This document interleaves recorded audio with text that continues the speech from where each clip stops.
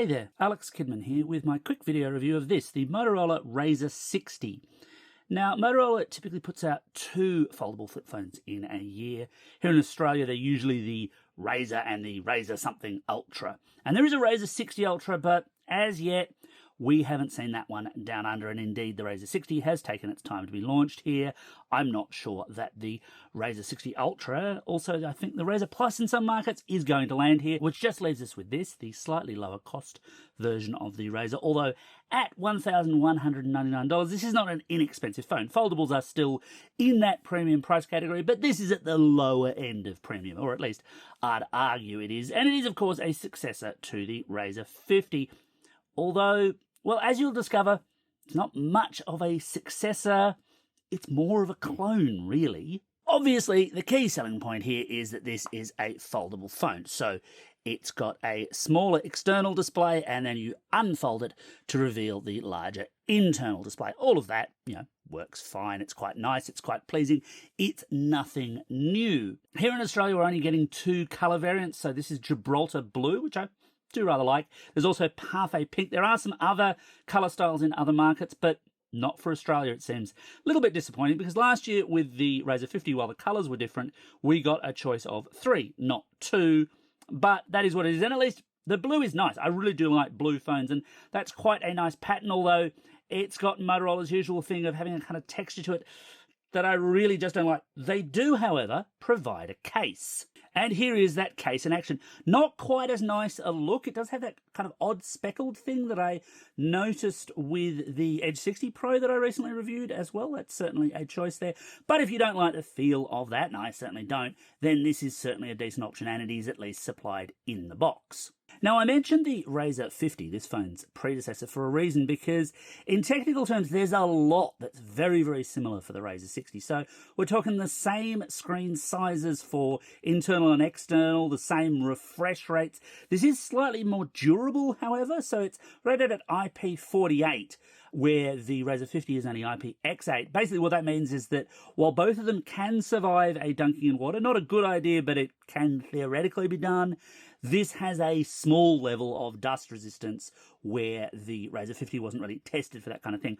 I'd still keep them clear of the beach if I were you. Now, I've left the box for the Razr 50 up the back here, some distance away from me, and there's a reason for this. This is not something I'd usually comment on, but the Razr 60 box is one of Motorola's boxes that it chooses to perfume. And no, I'm not making that up.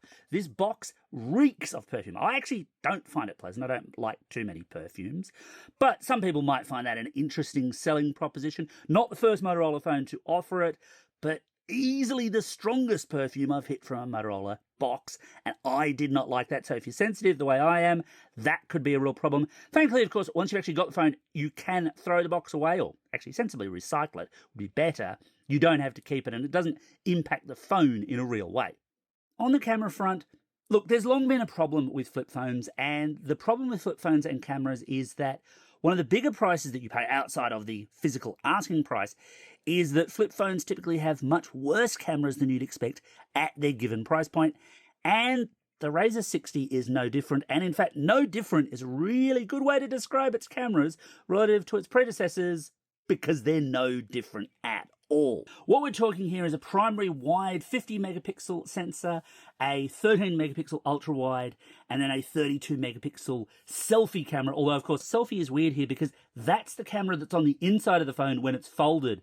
For a lot of your selfies, you're quite likely to be using that primary 50 megapixel sensor instead. And it's not that this is a terrible camera, it's just that it's exactly the same camera as was on the Razr 50, and it gives exactly the same results.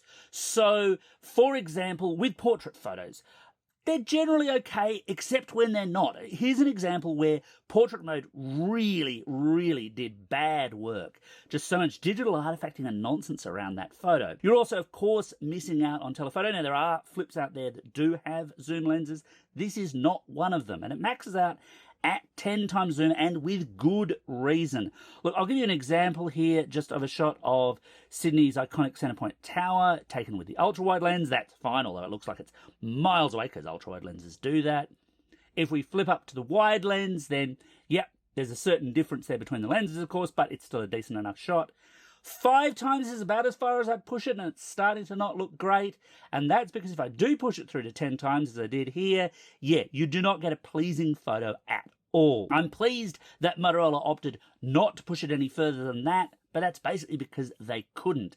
And year on year, I really would have liked to see an improvement here, and there just isn't one. In internal component terms, Motorola has technically upgraded the Razr 60, so it's built around a MediaTek Dimensity 7400X processor, where its predecessor was the 7300X. It's still got the same 8GB of RAM and 256GB of internal storage. No storage expansion, though that's pretty common for foldable phones. And all of that should lead to improved performance. So, well, let's take a look. Let's have a look at how that CPU performs using Geekbench 6's CPU test. Well then, yeah, look, that's not good any way you look at it. It's not even outpunching the Razr 50 in that test, and several other foldable phones and phones you can have for about the same amount of money are seriously outperforming it. Maybe it'll get better if we have a look at GPU performance. So let's give that a shot using 3D Mark Wildlife Extreme. Okay, here it does at least outpunch the Razr 50, although not by much of a margin, and again, it is still trailing against the competition, which is not good. This should be an improved phone, but it just isn't. And I know some people are going to say, oh, but benchmarks aren't the be-all and end-all, and people cheat on those, and that it doesn't really reflect real-world performance. Well, the problem here is that, look, you're not wrong entirely, but this is only a moderately capable phone. Most people will not have a particular problem using it day by day, but certainly for this kind of money, you can get better performance. And if you can get better performance, why wouldn't you? Or why wouldn't you opt for the Razr 50, which can be had for quite a bit less than this phone now because the Razr 50 is that much older? On the software side, it's a very typical Motorola story. So we're talking 3 OS upgrades and 4 years of security updates, which is, it's almost table stakes these days, and certainly well beneath that of the primary competitor in the flip space here in Australia, that's Samsung, of course, where you get 7 years of both. Motorola should be doing more in this space, but it just isn't, and while that's not new for the Razr 60, it's still not great. You do at least get the fun Moto actions, so for example, I can blind myself and you by chopping this phone twice to turn the light on, because of course the light is just here. Yeah, there we go. Blah! That is, not great. Sorry about that.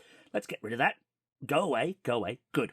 I do like the Moto actions, though. They are fun. They can be quite useful if you're not blinding yourself, but they're not new or they're not unique to this phone. You can get a way cheaper Motorola phone with those actions in play, of course. One thing I do appreciate about Motorola's flip foldables is they've always made it easy to run whatever apps you'd like on the external display. Does it always make sense? Well, no. I mean, I'm playing pinball here kind of because I can. It's not a very comfortable way to do it.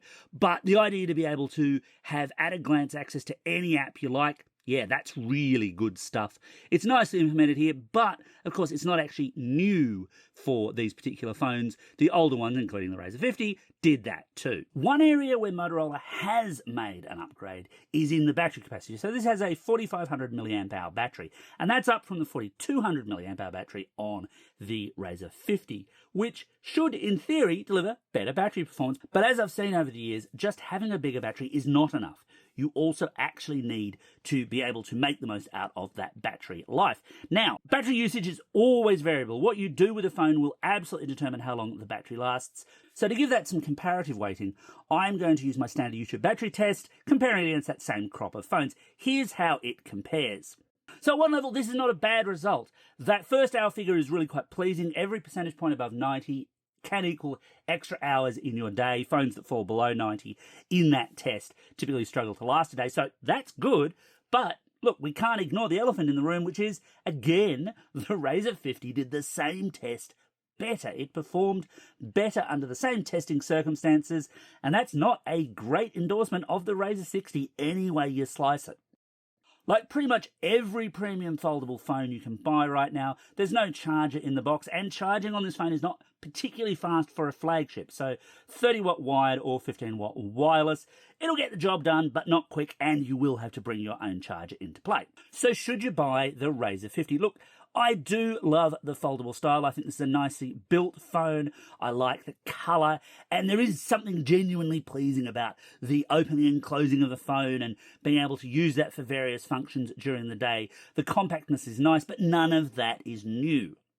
But once you get past that, there's just not enough that's new or compelling in this phone to make it a really worthwhile buying prospect. The Razr 50 performs basically the same and can be had for a whole lot less.